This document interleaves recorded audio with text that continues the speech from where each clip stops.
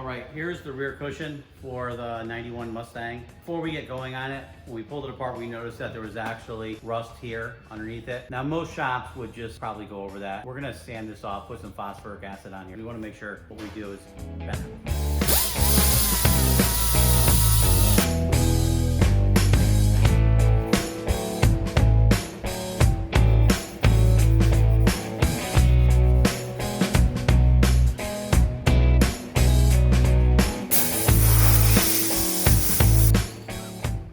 Now that the rust is repaired, you can see the only real modification we have to do on this seat is we're going to remove the seatbelt holder brackets and put them on here. One thing you want to make sure is obviously the cover fits before you put it on. So we're always going to do like a rough fit. Put the listing wires where they go. Make sure everything's centered. We want to make sure that everything's going to fit the way that the factory seat cover fit. Everything looks really good. You can even go as far as to actually put the seat cover on. I know I don't have to on this one, but we'll do anyways because some seat covers don't fit. You can tell that this one is gonna fit. We're just gonna roll it in just like we would when we're putting it on. Fits, that's nice. So what we're gonna do is just taking our measurements off of here. We're gonna remove these and put them on, transfer them onto here. To remove these, you just take a regular screwdriver, you stick it underneath between the plastic, and you're just gonna lift it. Wiggle it under, and then, oh, here we go. This one's gonna be a challenge. There we go. Whenever you're working with plastic, you want to be careful not to mar the plastic underneath it. These plastic are a little chewed up here, but we're going to reuse them. Now I'm just going to line these two center point to center point, welt to welt. Make sure all the stitching is in the exact same place. And we're just going to put our little mark there so we know roughly where we're going to be. Okay, so even though we put our marks on here, what I'm going to do is I want to center everything. So I'm just going to measure 1, 2, 3, 4, 5, 6.5. So we're gonna do 3 1/4.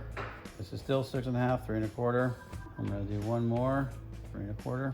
Okay, we got our 3 marks here. I'm gonna try to do this backwards. There we go.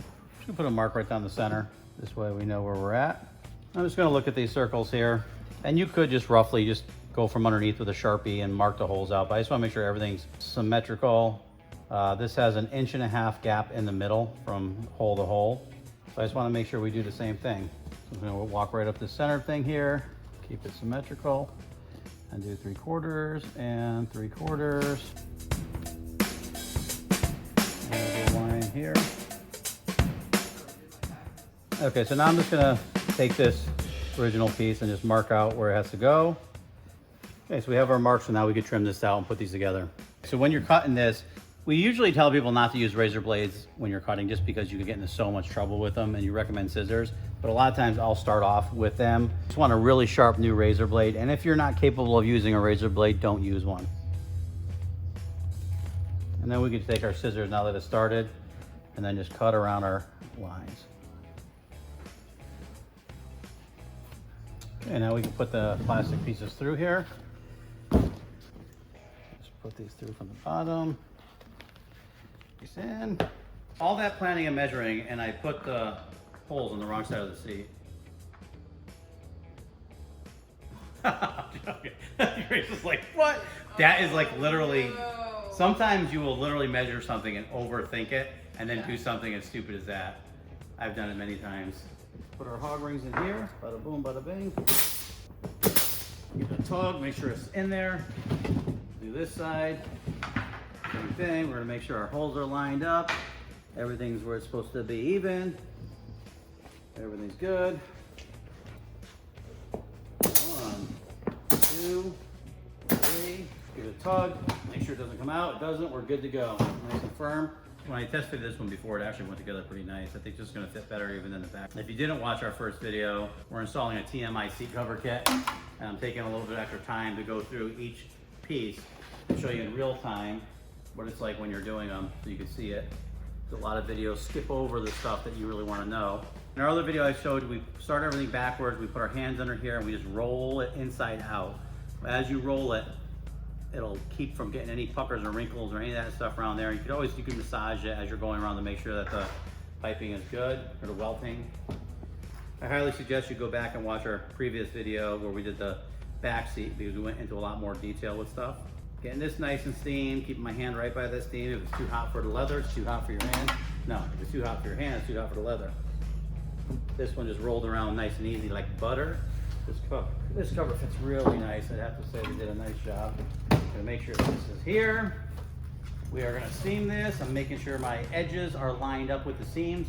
When you're doing seats that have already been upholstered, it's nice because you can just literally put your seams on the foam where the indentations already are.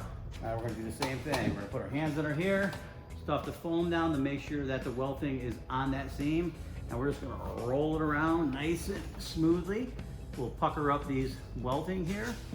And then we'll do the same thing. We're gonna seam this bad boy in the back here. While we're waiting for this to seam, one thing that's kind of funny is this is welting and these are actually the piping. So somehow along the way, people actually started calling this piping. So when our customers call it that, we just kind of go with it, but it's actually called welt or welting.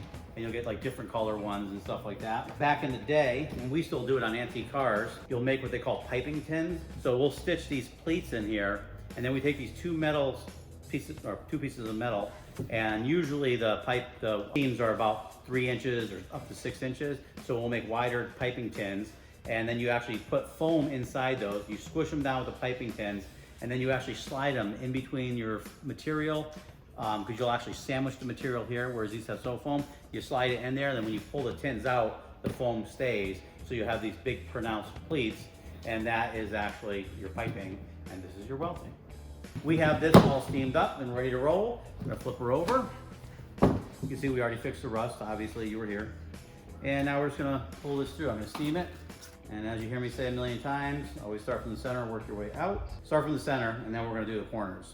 Now, this one I'm not gonna actually roll over just because on the previous seat I had to roll it over because it wasn't really, I needed it tighter. But this seems like it's gonna be really good. So we'll try it out and then come back and see in a minute. See how she's looking. Got some wrinkles there, but that's par for the course.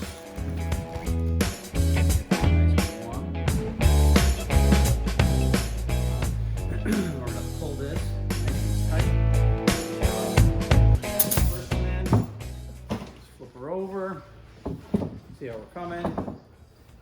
Getting there. Steam it again. Basically gonna steam the parts that are the most wrinkly and our surrounding areas. I'm not gonna pull the sides yet. I wanna pull the front and back and get all of our horizontal wrinkles out. So with that steam, just feel the difference. As soon as you steam that up, it moves so much better. Moving that around, and what you try to do is you're actually trying to move the seam, because if you pull the seam up, the material is gonna go with it because the seam's a lot firmer. Pull it. So I think what I'm going to do is take some of these off. I'm going to roll this around like we did on the previous seat, because I really do want it a little bit tighter. I'm just going to take this, fold it under, then lift her up, hog ring it. I forgot to show you, because the last video we did manual hog ring pliers, that's probably what you'll be using at home. You have your hog ring, just through a hog ring. Use the pliers, you put them in. I'm going to get this one in position, my center one, which is the most important one. Get that around. Now we're going to take our hog ring pliers and just put them right through. We're going to go around our listing metal and just squeeze. You want to squeeze it nice and firm. Same thing over here. I'm going to pull these staples out, or hog rings out. When you do hog rings, you take your dikes, grab them, and twist. Get a little extra pull. A little look-see. And we're going to steam it again. So as you heard me before, a lot of people throw these covers on. They're perfectly happy with putting them on, pulling them tight, and leaving some of the wrinkles in there. If you are going to just throw them in and keep them warm, eventually a lot of these wrinkles will pull out on their own. We want the customer to get a wrinkle-free seat right out of the gate. So as you're pulling the hog rings tight from the front and back, and we're steaming this, what this is just going to do is kind of loosen up the material. Even though you're pulling left to right, a lot of your tension right now is going to be at the ends and not really in the middle. So we're going to steam it and then kind of like just spread it apart, just let it kind of do its thing. And that's going to let the tension from here kind of go through this whole piece. Pull the sides now. We got it pretty tight front and back. I don't want to over tighten it. I'm thinking if we do the sides, then we'll be able to just play around with the steam and smacking the seat around, and we'll get these wrinkles out. Got that steam. What I'm going to do is I'm going to, again, push the seam, the center seam there forward, pull this one back. I'm just going to kind of work this. I want to, when I pull this around, I want this area to be pulling this way and this pulling that way slightly. So I know that this goes up here. I'm gonna pull this, want to pull it back that way and up here. A lot of times you'll have extra welting on here for where you're going to put your hog rings to. You just snip that off. Just don't hit the thread. Don't hit the thread and you'll be... That big line. I left the tools on the table that I'm working at. I always yell at them for doing that. You don't want to leave anything on the table you're working on. You want to make sure there's no metal shavings or hog rings or anything like that.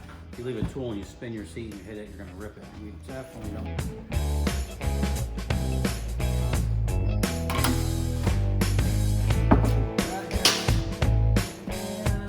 Better.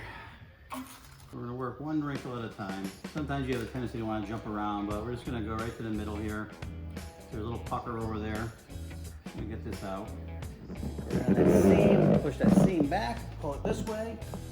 We're just going to let it chill out. Relax. I'm gone. Now we're going to kind of, if you look at these pleats, I don't know if you see it, there's actually a little, it almost looks like it was folded up. We're just going to steam this whole area, not just the area you're working. You want the whole area to warm. Now, if you don't have a steamer at home, which a lot of people don't, you can use heat guns. Heat guns will help with leather, it'll get it warm, and it definitely works with the sides and the vinyl. It's just the steam and the moisture really helps leather out, and it doesn't dry it out. So that's actually really nice. That came out with ease. So let's try to clean this bolster up here. So I've seen a lot of these kits installed and they've done poor jobs, and a lot of people will blame the upholstery kit or the company on it.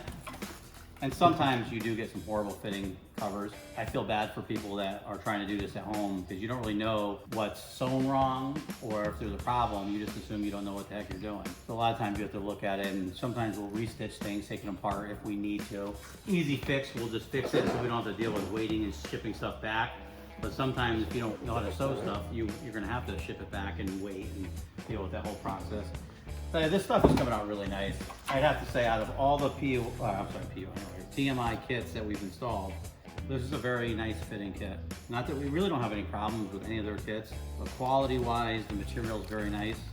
And you could actually, if you do this at home and you did it just like we're doing here, you could redo your entire interior and your leather will look better than the factory leather just by using their little kit here.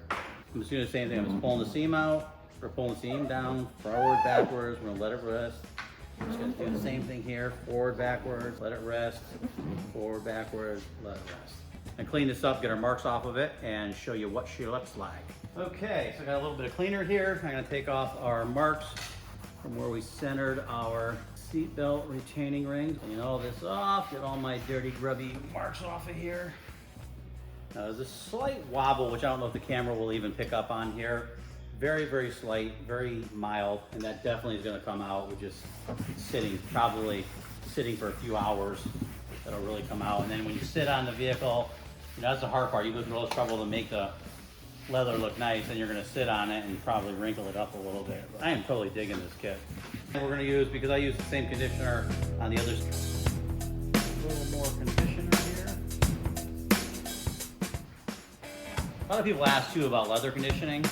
Some of the leather conditioners actually recommend you putting leather conditioner on multiple times per month. I always tell people, if you clean the car or motorcycle and you condition it like with the changing of the seasons, I know it will last for a long time. One of the big things you want to do is if it's a full leather seat, which this is not, the vinyl on the sides, which is actually better as far as if you don't see it, you don't have to condition it or take care of it. But if it's real leather, you should condition the sides of it really well. We tell people with leather motorcycle seats to take the seats off and actually condition the bottom of them and all the edges, because that's what dries out and cracks. Let me show you what this bad boy looks like. And here you have the TMI seat covers installed. See what I was talking about? You see that little bit there? I think that was just folded up a little bit in the box.